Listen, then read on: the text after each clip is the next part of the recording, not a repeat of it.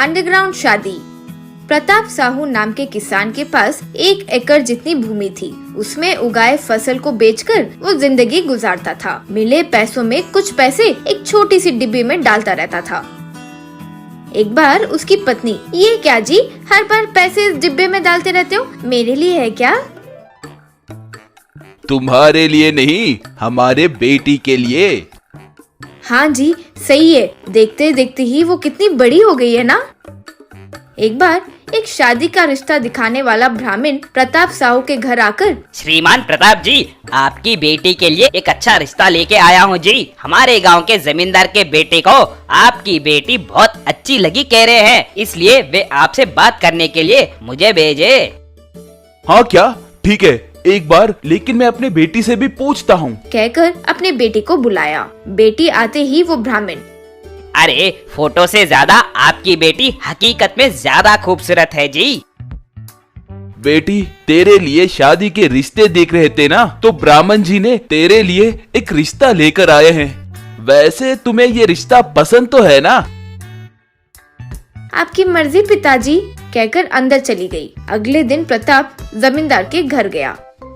प्रताप जमींदार के घर को देखकर दंग रह गया। आओ भाई प्रताप, अब हम रिश्तेदार बनने वाले हैं, लेकिन मेरी एक छोटी सी शर्त है प्रताप। मेरी इच्छा है कि मेरे बेटे की शादी बड़े धूमधाम से हो। कम से कम 2000 से 3000 लोग आएंगे, इसलिए तुम्हारे एकड़ के खेत में हम शादी करवाएंगे। क्या कहते हो? श्रीमान, खेत में फसल अच्छी तरह से उगा है। अब शादी के लिए पूरी फसल को नाश करना हो तो? क्यों भाई, मैंने तुमसे दहेज मांगा क्या, या फिर कोई और बेकार का खर्चा कहा है? शादी के मंडप के लिए तो पूछा ना। श्रीमान, गलत मत समझिए, मैं इंतजाम करता हूँ, कहकर चले गया। प्रताप जो हुआ वो बात आकर पत्नी को बताया। अश, इतनी छोटी सी बात के लिए आप इतनी फिक्र कर रहे हैं?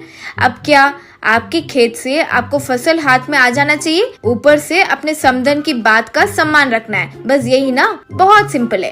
अंडरग्राउंड मंडप बनाकर शादी करवाइए। प्रताप सोच में पड़ गया। अरे हाँ, क्या आइडिया दी हो, कहकर अगले दिन अपने सारे दोस्तों को बुलाकर अंडरग्राउंड ही एक आलीशान मंडप तैयार करवाया। जमींदार को अगले दिन बुलाकर, श्रीमान जमींदार जी, यही शादी होने वाला मंडप है, कहते हुए अंडरग्राउंड मंडप दिखाया।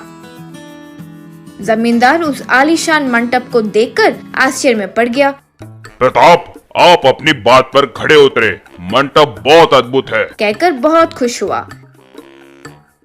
कुछ दिनों बाद प्रताप और जमींदार मिलकर उस मंडप में बड़े धूमधाम से दोनों की शादी करवाए।